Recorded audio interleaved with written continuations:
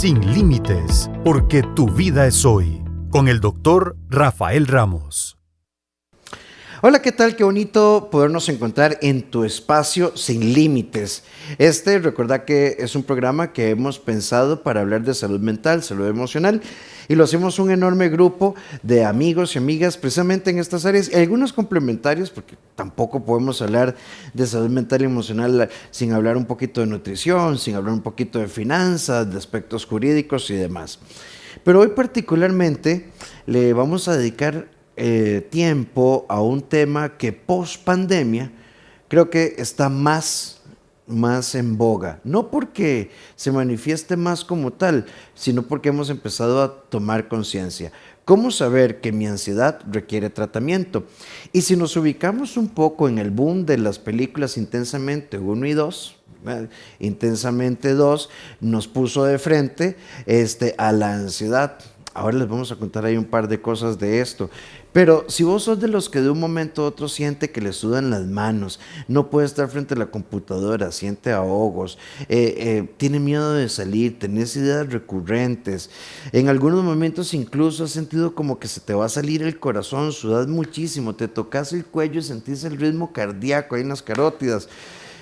Ay, me estaré volviendo loca o loco. O tal vez es un tema de aprender sobre ansiedad y hoy fundamentalmente es reconocer cuándo se requiere tratamiento, porque la ansiedad va a formar parte de nosotros. Hoy estará con nosotros la psiquiatra Rachel Crooks, que ya forma parte importante de nuestro equipo de Sin Límites y demás. Pero antes nos vamos a ir a nuestra sección Confía en Vos con la doctora Mónica Segura. Regresamos para entrarle a nuestro tema de fondo. 3 cosas. Recordá Facebook y YouTube, FIDECR en Facebook, hacenos tu comentario en vivo y por supuesto nuestras repeticiones en Canal 1, domingo 6 de la tarde, lunes 1 de la tarde y nuestra transmisión a través de San José TV. La riqueza está más en el disfrute que en poseer todo lo que soñamos. Ya volvemos.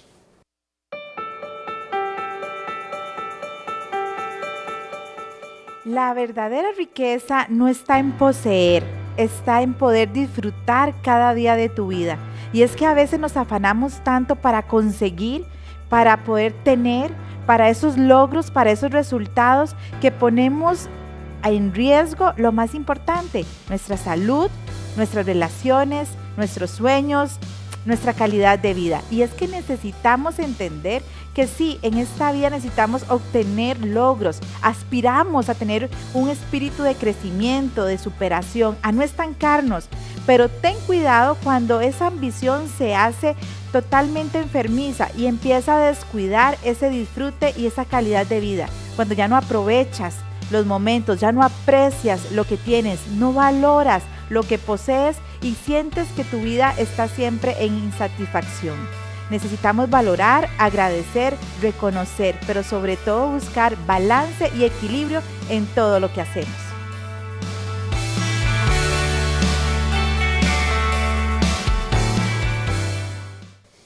Estás escuchando Sin Límites, nuestra transmisión en vivo, martes 11 de la mañana, 93.1 FM y San José TV, y nuestras repeticiones en Canal 1.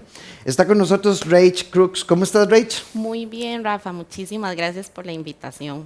No, encantado de tenerte. A ver, tal vez como para aclararme a mí mismo lo que decía en la intro, o sea, siempre ha habido ansiedad, Sí. Siempre. Lo que pasa es que siento que con el boom de las redes sociales, los cambios de hábitos que hemos tenido, que no estoy tan seguro que cuanto más avanzamos, mejor nos tratamos. Yo creo que la tecnología y el streaming ha afectado mucho nuestros ciclos de sueño y demás, pero también nos ha puesto de frente a una serie de contenidos donde tal vez hoy percibimos más el tema de ansiedad, pero históricamente, mientras haya seres humanos, habrá ansiedad.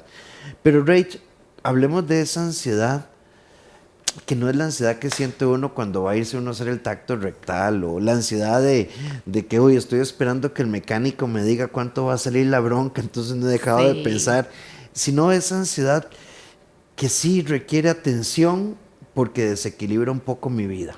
claro. Y creo que ahí está el punto, ¿verdad? Porque muchas personas dicen ansiedad, ¿cómo diferenciarlo? Yo me siento como preocupada, preocupado, pero yo no sé si esto es normal, si ocupo ayuda o no. Y bueno, sí, como hemos dicho todo este rato, la ansiedad es normal. Mientras haya seres humanos va a haber ansiedad.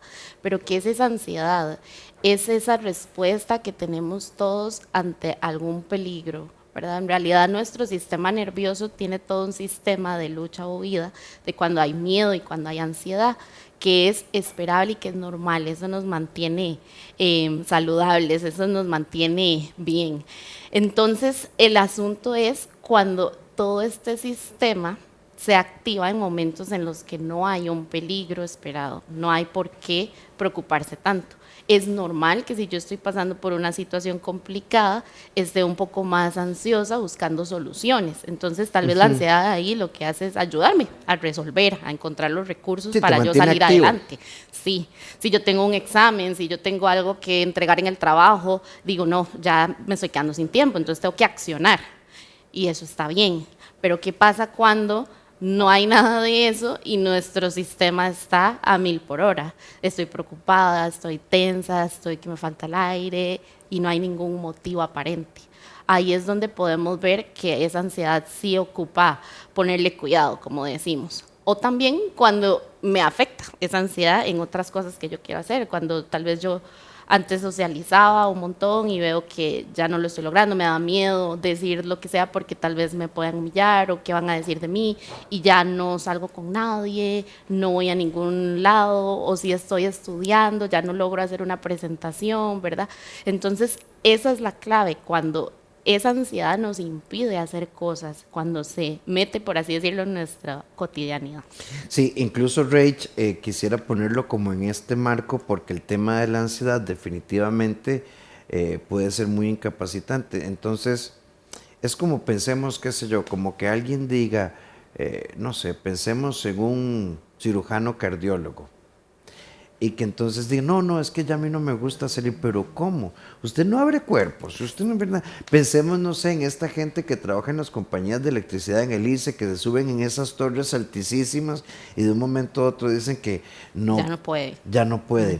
O sea, ¿por qué pasamos de ser competentes en muchas áreas, incluso tener trabajos que requieren alta precisión o altas demandas de estrés, pero no puedo enfrentar la ansiedad?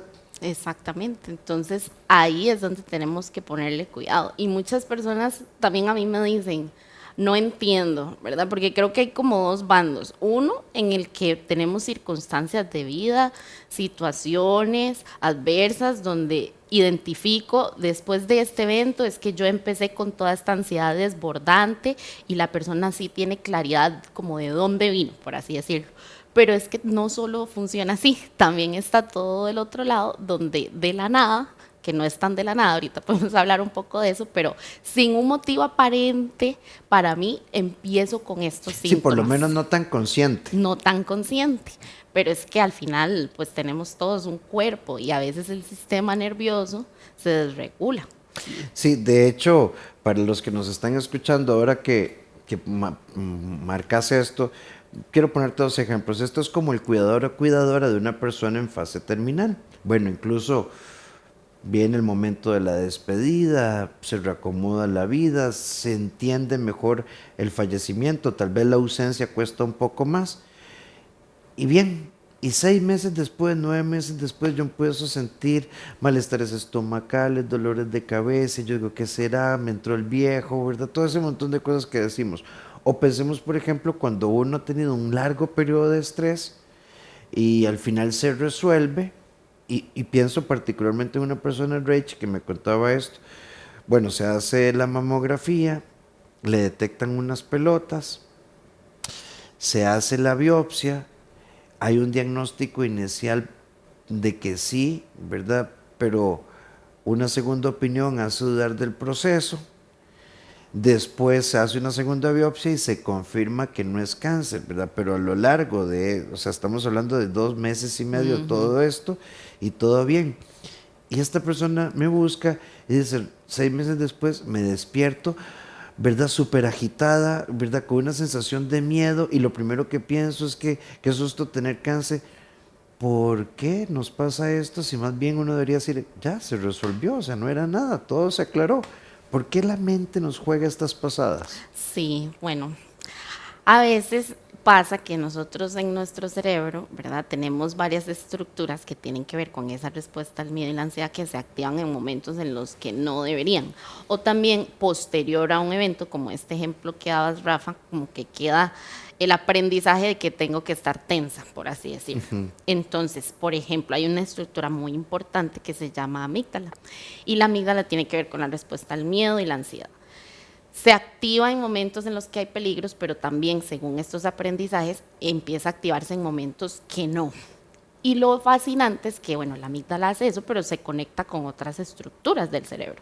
Entonces, se conecta con la corteza prefrontal, que es como nuestra parte más racional, que es la que debería como inhibir esa respuesta a la amígdala y decirnos, tranquila, Todo ya está vimos los bien. resultados, todo va a estar bien. Pero a veces esa respuesta inhibitoria no se da porque no está funcionando de forma óptima esa conexión.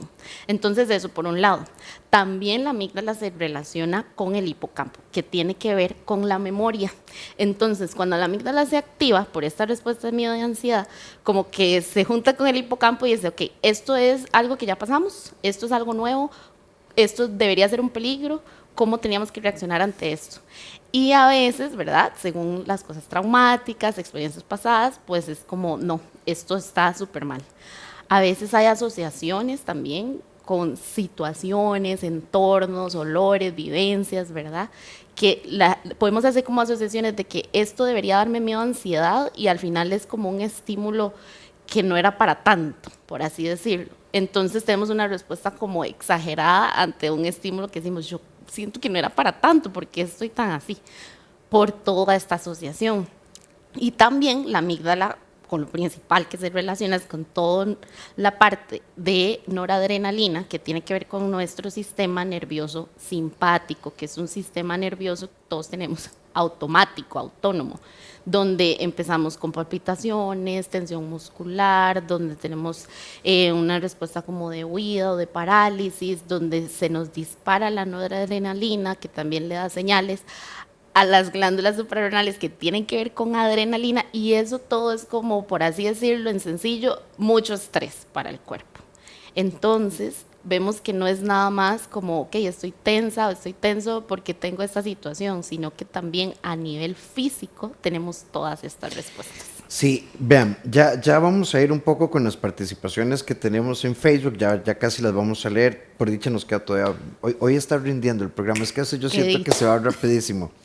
Y esta es la razón, ¿verdad? Cuando hablamos de amígdala, hablamos de hipófisis, de glándulas suprarrenales, hablamos de interconexión de toda nuestra estructura nerviosa central con nuestro aparato endocrinológico, más la memoria, más la familia, más los procesos de educación que hemos ido teniendo.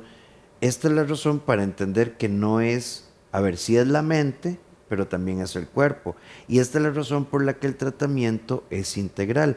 Hay procesos ansiógenos que se pueden trabajar de forma muy terapéutica y todo muy bien, pero cuando una persona empieza a experimentar, es que puede ser tantas cosas. Yo he atendido pacientes Rage que entran en ataque de pánico y tienen que correr directamente al baño. Sí, yo también. Y les dan unas diarreas terribles, entonces ya no quieren ir a trabajar. De pronto hay alguna asociación y el estar en un espacios pequeños, tal vez no una agorafobia, ver, como tal, ¿verdad? Pero entonces estar en presas, bueno, en este país, ¿verdad? Tenemos un sistema de tráfico ansiógeno, ¿verdad? Ahí se la dejamos al MOP. Pero, ¿verdad? Hay tantas cosas que entonces, si Rage hoy nos dice, tu amígdala, tu adrenalina, tu norepinefrina, tu cortisol, entonces se ocupa a veces medicación. Sí, claro, totalmente. Y ahí es donde hay todo un espacio para educación, porque no hay solo un tratamiento específico para ansiedad. hay varios tipos. Y muchas veces las personas le tienen miedo, que también veo como dos extremos, miedo a empezarlo, ¿verdad? Y se posterga mucho ese proceso, o también se automedican y toman un montón de cosas y en combinaciones extrañas que pueden ser peligrosas. Entonces... Sí, no, sabes que ahora que lo decís, Sí. perdona que te atraviese el caballo, es que algo que yo escucho súper frecuente, tengo miedo a volar, yo me mareo cuando viajo mucho, y este tipo de cosas. Entonces mi abuela me dio unas goticas, ¿verdad? Que a ella se las había mandado a la doctora y vieras que me vienen súper bien, pero eso es muy delicado. Sí, es muy delicado. Pero bueno, hablemos un poquito de tratamiento. En general, dentro de los trastornos ansiosos, porque tenemos varios, podemos empezar tratamientos con antidepresivos. Y es curioso porque muchas veces la gente dice, ¿cómo va a ser un antidepresivo si yo no tengo depresión? Yo lo que tengo es ansiedad. Pero es que realmente los antidepresivos funcionan muy bien para ansiedad y quedaron con ese nombre porque inicialmente se estudiaron para depresión, ya luego nos dimos cuenta que también eran muy efectivos para ansiedad como tal. Pero el antidepresivo es un tratamiento que toma tiempo. Cuando uno empieza un antidepresivo, a las 2 semanas empieza a hacer su efecto, pero necesitamos a veces esperar de 6 a 8 semanas. Y ahí es donde mucha gente me dice, ¿qué? ¿Cómo yo voy a estar 2 meses con los síntomas? Entonces no sirve de nada. No, sí funcionan. Es nada más que hay que darles chance porque van a ir haciendo su efecto paulatino. Como hablamos hace un ratito, el tema de la desregulación a nivel del sistema nervioso es complejo. Entonces no podemos esperar que el tratamiento vaya a hacer efecto tan rápido. También le toma tiempo que todas esas conexiones que no están funcionando de forma óptima se regulen. Entonces, un antidepresivo va a ser como un tratamiento de base y desde los antidepresivos, no todos, sino los inhibidores selectivos de la recaptura de serotonina, que les decimos IRS, o los duales que actúan sobre serotonina y noradrenalina. Esos dos grupos de medicamentos van a ser el principal apoyo terapéutico para la ansiedad cuando hablamos de fármacos. También hay otros tratamientos. Perdón, y tal vez como, sé que es un tema complejo, pero ¿qué harían estos dos medicamentos, digamos, Lo estos que dos hace- apoyos? Porque alguien dirá, bueno, pero ¿para qué me sirve si lo que tengo es como un vacío en la panza? Sí, lo que hace es justamente eso, regular todas estas conexiones que no están funcionando de forma óptima. Por ejemplo, los inhibidores selectivos de la recaptura de serotonina hacen justamente lo que dice su nombre. Resulta que entre neuronas una forma de comunicarse es por medio de los neurotransmisores, que algunos neurotransmisores populares son la serotonina, la noradrenalina, la dopamina, por ejemplo. Entonces, las neuronas, para darse como señales y decir como hey, funcionemos bien, conectémonos, tengamos estas respuestas y demás, liberan estos neurotransmisores. Uno de los principales es serotonina. Entonces, por ejemplo, una neurona libera serotonina y la otra tiene que captarlo por medio de receptores. Sin embargo, lo normal es que haya una proteína que es un transportador como que recoge esa serotonina entre el espacio de las neuronas y la recicla, por así decirlo, la vuelve a introducir en la neurona inicial. Entonces, el tratamiento lo que hace es inhibir ese transportador. Entonces, lo que hace es que entonces una neurona libera serotonina y esa serotonina se queda más tiempo dándole el mensaje a la otra neurona porque el transportador no la está recogiendo rápido, por así decirlo. Y eso hace que entonces estas conexiones que no están funcionando de forma óptima se empiecen a regular paulatinamente por medio de la respuesta de esos receptores. Es complejo, pero así como para entenderlo en forma sencilla. Y los duales, que son los que les mencionaba, que eran con serotonina y noradrenalina, hacen exactamente lo mismo, pero con dos neurotransmisores.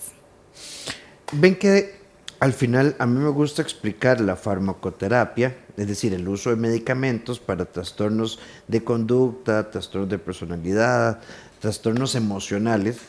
¿Saben qué es esto? Es como, imaginemos que en tu closet estuviera el cloro y el desinfectante y la escoba, y en el cuarto de pilas estuvieran tus medias, ¿verdad?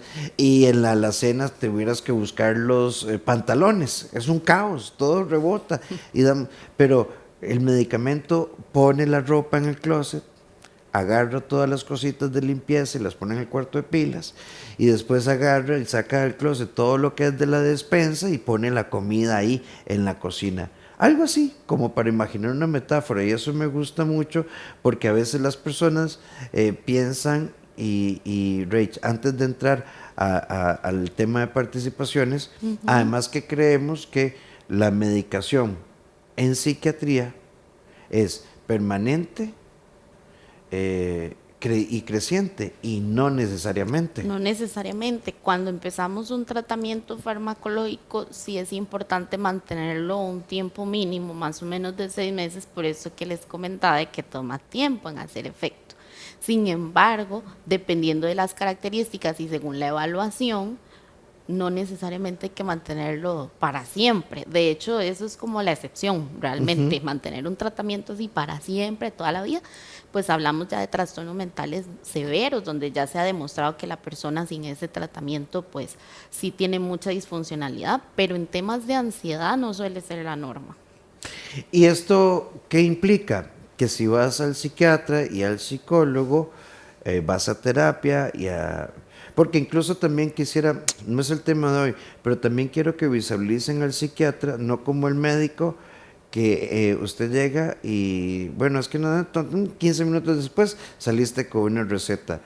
Los psiquiatras hacen un trabajo profundamente terapéutico también, y en eso la psiquiatría y la psicología tienen un puente, un único puente, que es ayudarte sobre pensamiento, emoción, conducta, historia de vida, y nos apoyamos, ¿verdad?, en toda la parte propiamente bioquímica. De hecho, antes de entrar al aire, yo le comentaba a Rach que tengo un caso que me ha costado mucho convencer a esta persona de que acepte el tratamiento, porque podríamos hacer terapia 7 horas al día, ¿verdad?, durante 2 años, y no vamos a avanzar.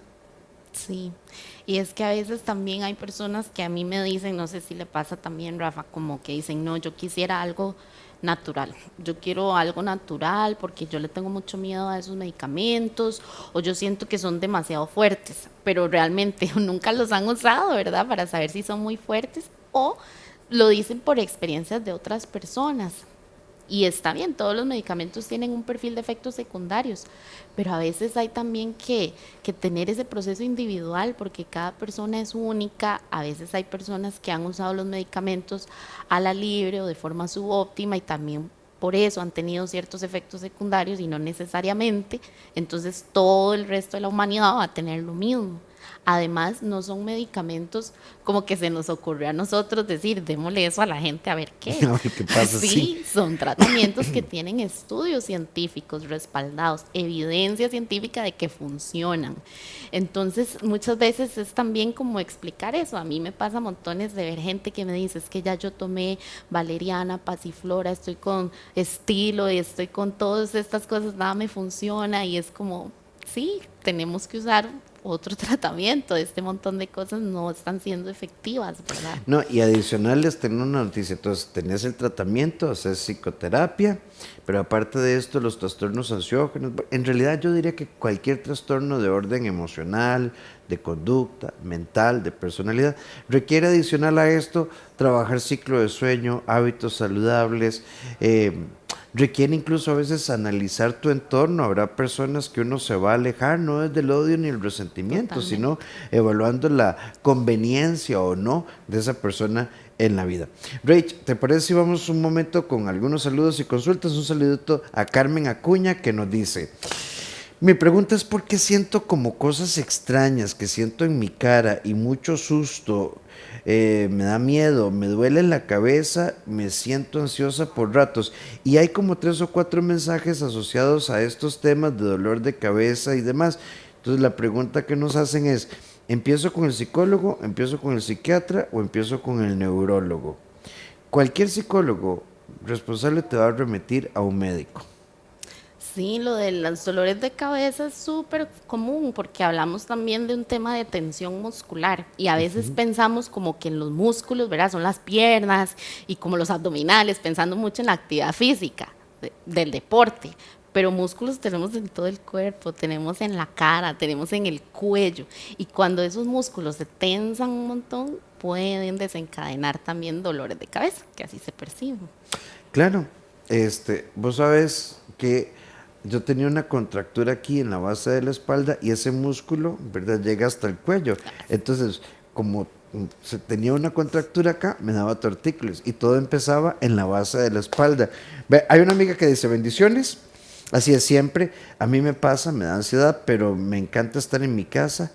Empiezan, pero no sé, no me aburre. Yo tengo mucho que hacer en mi casa, hago costuras, hay mucho que hacer en casa, eso es trabajo. Pues bien, te funciona, pero sí hay que tener cuidado con algo, ¿verdad?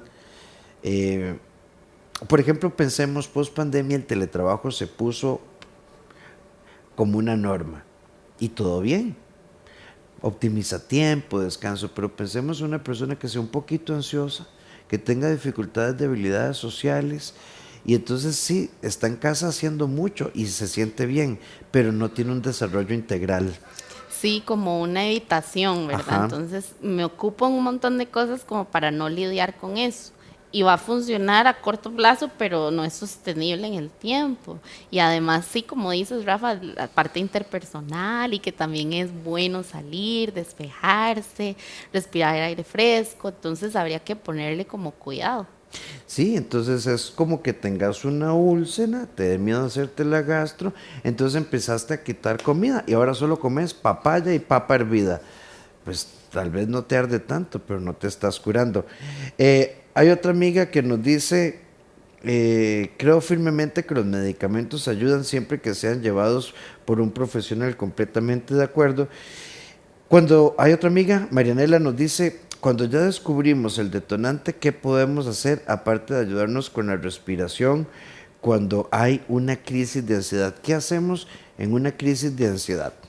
Sí, bueno, aparte de la respiración y métodos de relajación y cosas que se pueden trabajar más individual, porque no todo funciona igual para todos, desde la parte farmacológica, la idea de los tratamientos antidepresivos que hablábamos es prevenir estos eventos en cuanto a frecuencia e intensidad, pero como hablábamos también toman tiempo, entonces muchas veces agregamos un medicamento que sea también útil para momentos de crisis, que no es igual al tratamiento de antidepresivos, porque muchas personas a mí me cuentan que tal vez les iniciaron un antidepresivo y por alguna razón no tuvieron más citas y entonces se lo toman como a conveniencia. Si se sienten peor, se toman más dosis, si están mejor lo pausan, luego lo retoman y realmente no funciona así.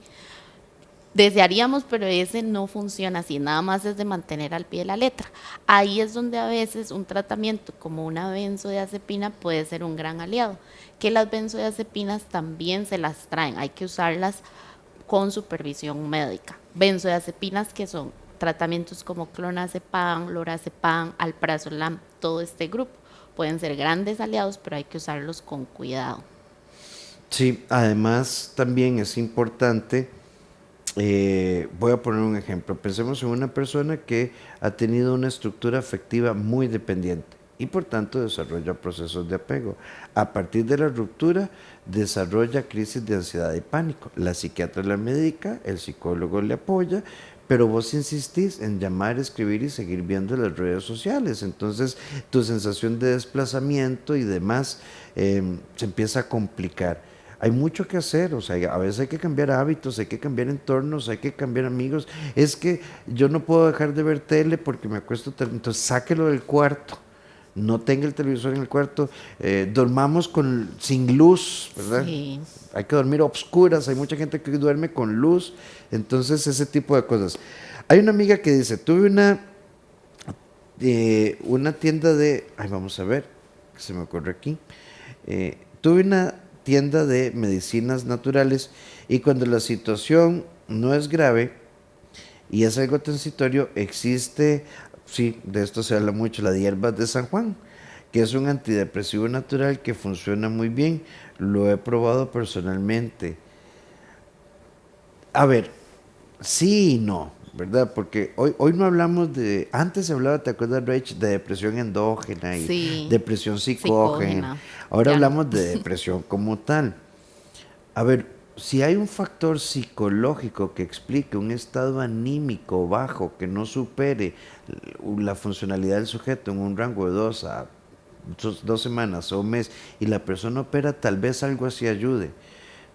Pero si una persona, aparte de sentirse mal, su funcionalidad, me refiero, su parte afectiva, laboral, su atención, su concentración, el autocuidado, todo se empieza a caer, podemos tomar goticas de San Juan, pero no es ese el tratamiento, ese sería como un plus. Sí, y también creo que algo muy importante que tal vez me hizo pensar este comentario es que a veces escucho que muchas personas dicen como que lo natural no pasa nada, o sea, Ajá. como que no hay efectos secundarios, ni interacciones, ni nada. Y hay que tener mucho cuidado. Cuando ya empezamos un tratamiento, por ejemplo, como un antidepresivo, hace interacción con la hierba de San Juan. Y entonces hay personas que dicen, me siento peor, me siento más intranquila, más nerviosa, estoy sudando. Y eso puede desencadenar un efecto secundario severo que se llama síndrome serotoninérgico. Y cuando exploramos, ¿verdad? Hay que preguntarle, bueno, ¿usted se está tomando algo más aparte de lo que yo le prescribí? Ay, sí, pero es natural, eso no cuenta. Y es como, no, mándeme el nombre y todo. Y cuando vemos, están tomando otras cosas que también influyen. Entonces, es tener ese cuidado. No es tener temor, sino hablar con la persona profesional y asesorarse bien. Sí, mira, yo no sé, ustedes recordarán cuando hicimos un programa de los famosos estrógenos naturales o los fitoestrógenos, que suele ser como complejo, ¿verdad? Porque este es un gran tema, ¿verdad? Alguien dice que los fitoestrógenos es para lo vegetal y que los estrógenos mamíferos son muy diferentes y demás. ¿Cuál sería la clave? Buscar al profesional correcto. Hay otra amiga que nos dice, gracias por el tema, es muy interesante. ¿Uno se puede curar de esto o siempre va a padecer? Sí, a mí me gusta siempre explicar que ansiedad siempre vamos a tener y por eso es importante aprender a manejarla, porque como decíamos al inicio, la ansiedad es necesaria. Pero cuando ya vemos esta ansiedad que ocupa tratamiento, que ocupa un abordaje, muchas veces las personas tienen como ese temor, ¿verdad? ¿Cómo diferencio? ¿Cómo sé que ya estoy bien, pero cómo lidio con la ansiedad en el día a día? Y eso es parte del proceso, porque hay que ver cuáles son los diferentes detonantes, como hablábamos ahora, el entorno, los hábitos, pero en resumen, sí es posible curarse de un trastorno de ansiedad, a pesar de que pues la vida continúa y en algún momento a veces hay personas que pueden volver a presentar un episodio, pero eso no quiere decir que no se curaron. Pero ansiedad como tal siempre vamos a tener en algún momento porque es necesaria para vivir y lo importante es aprender a manejarla. Vamos a hacer un pequeño corte para ir a nuestra cápsula, pero antes quiero, sí, enviarle un saludito a Beatriz, a Virginia, a Carmencita, a Ana Lorena, a Laura Alvarado, a Marianela Castillo, gracias por estar con nosotros, a Esteban Cedeño, a Rodi Ri, ya venimos con a Diana, a Esteban, ya venimos con más consultas de ustedes. Vamos a irnos un momentito a nuestra sección Sin Nudos Mentales con la doctora Carla Sánchez. ¿Cómo descubrir mi yo real versus mi yo imaginario? Ya volvemos.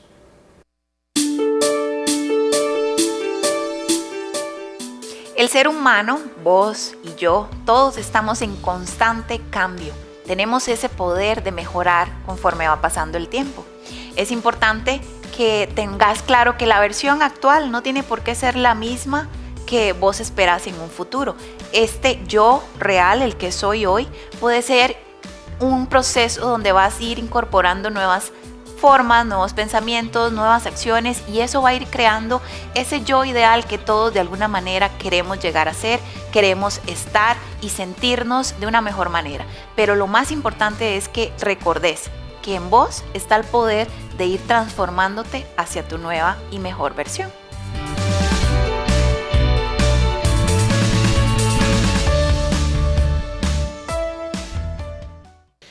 Hoy estamos en Sin Límites junto a la doctora Rach Cruz hablando de ansiedad y cómo manejarla. Un saludito a Gloria, a Esteban.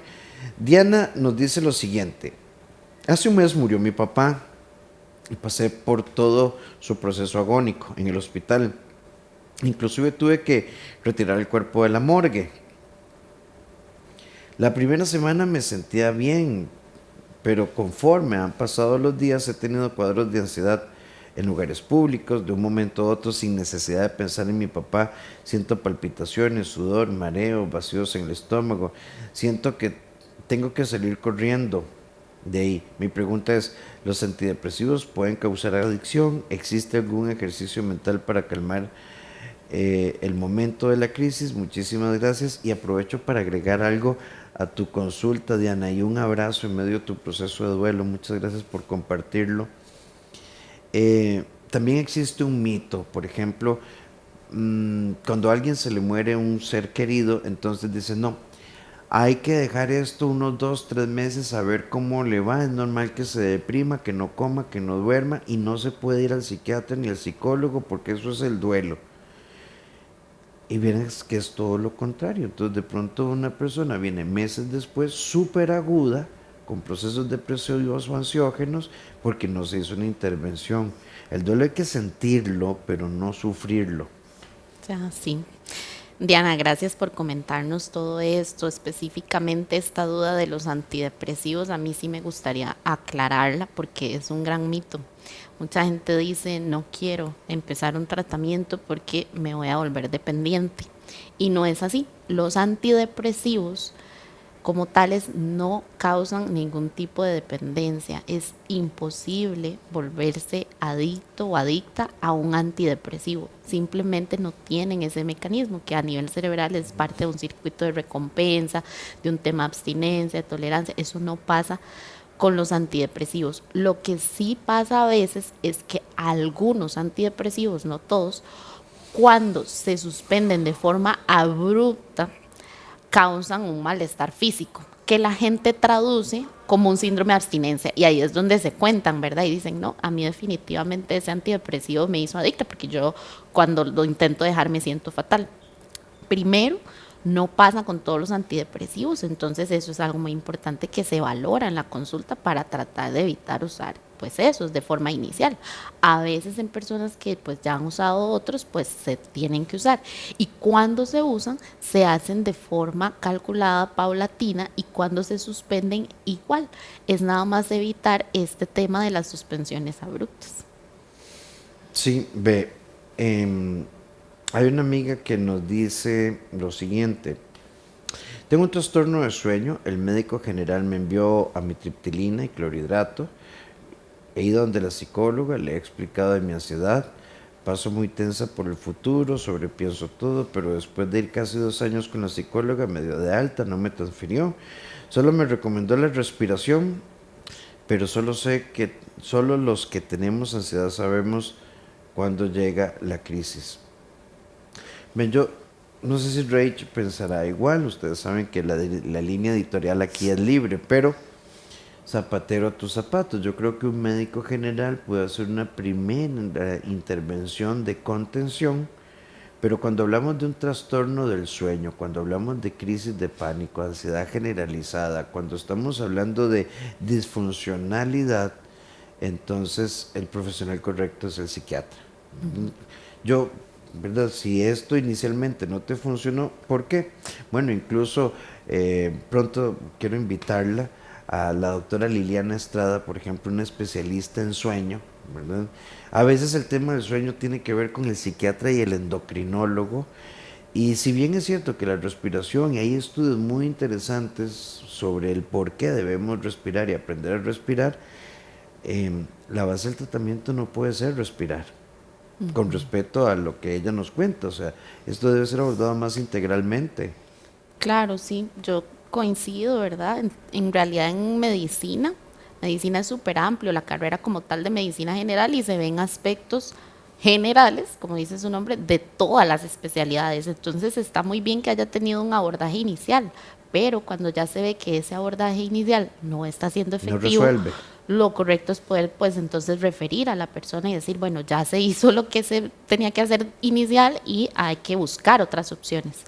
Definitivamente yo la animo a buscar ayuda, ¿verdad? Por los medios que pueda o si tiene que volver a tocar las puertas del colega, hablarle de la situación, porque al menos por lo que nos cuenta parece ser como que el tema del sueño tampoco se resolvió, pero que hay una ansiedad de base. Entonces, si no se aborda eso, el sueño siempre va a ser su óptimo porque va de la mano.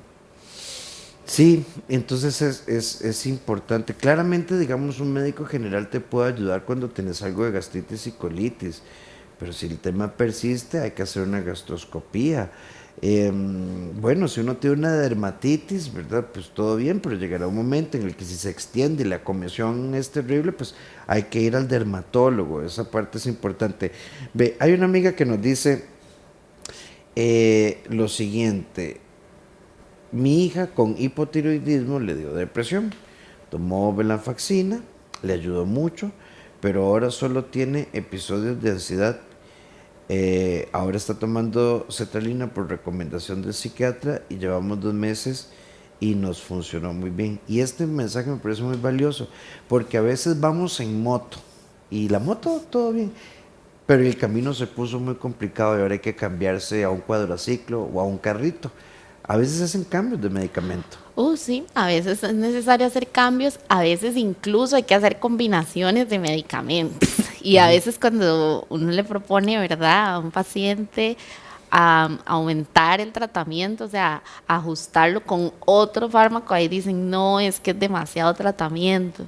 Pero en realidad eso es una práctica común en medicina. Hay muchas personas, por ejemplo, con hipertensión arterial, que quizás les empiezan enalapril, por ejemplo, y con eso no se controló al 100, entonces se agrega otro antihipertensivo y ya con eso tuvo buena respuesta. Entonces es similar en psiquiatría, a veces es mucho el estigma, ¿verdad?, que tenemos con temas de salud mental, como uy, como que eso es un poco sombrío, lo vemos así todavía, aunque bueno, yo toda la esperanza es que eso vaya cambiando, y tenemos como este recelo adicional, pero es parte del tratamiento. A veces hay que hacer aumentos de dosis, a veces hay que cambiar el tratamiento, a veces hay que usar tratamientos en conjunto.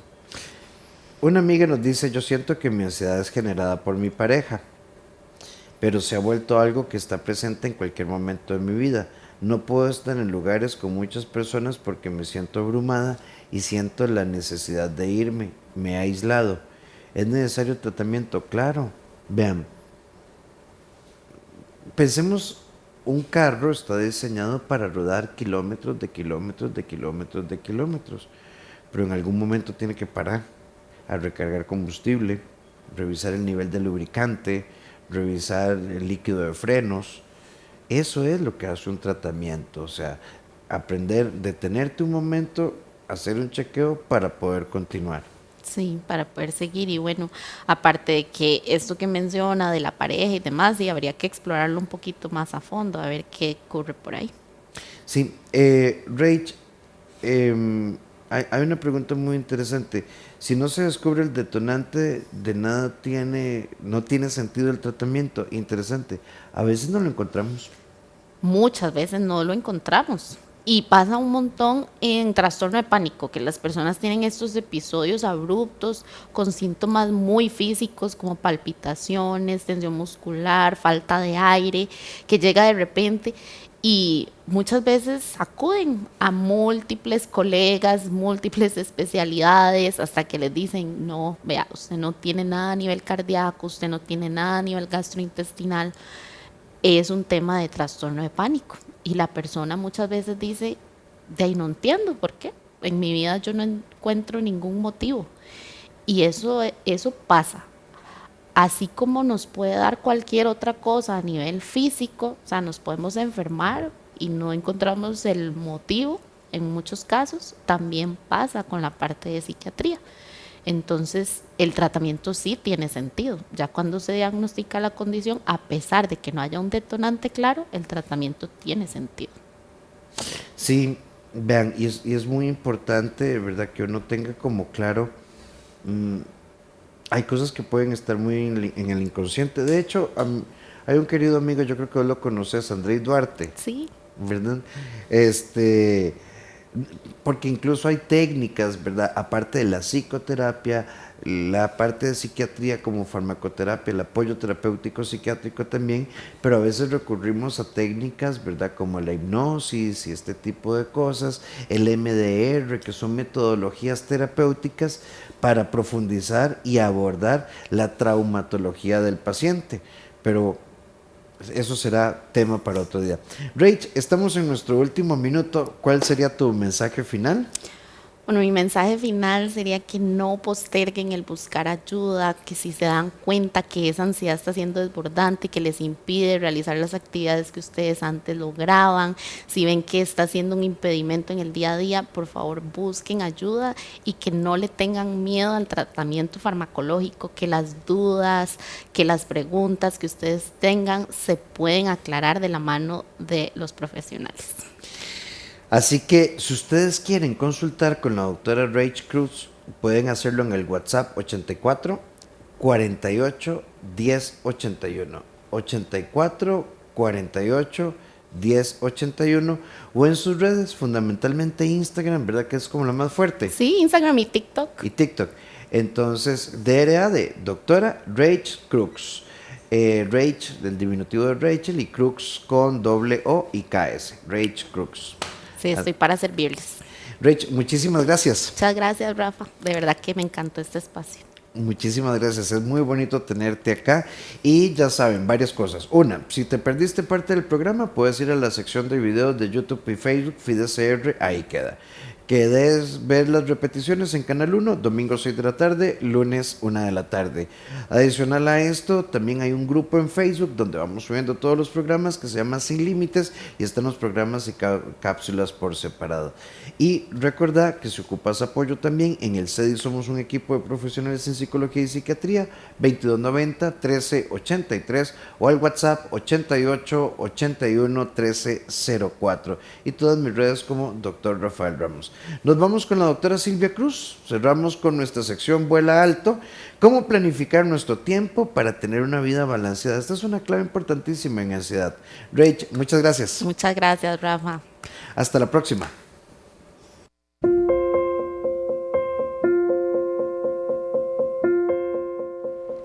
Organizar y planificar el tiempo en tu vida te va a ayudar a tener una vida más equilibrada.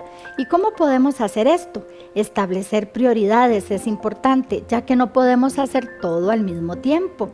Establece metas y fíjate esos pequeños objetivos que te van a ayudar a lograr esa meta. Además, ser flexible. Si algo no sale durante el día como lo planeamos, no pasa nada, no se va a acabar el mundo.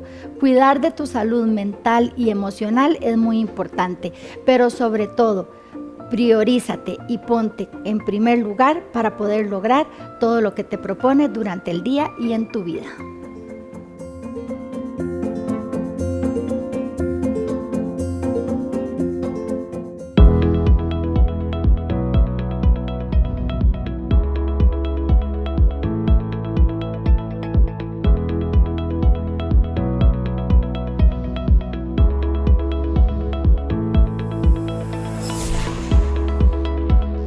Sin límites, porque tu vida es hoy, con el doctor Rafael Ramos.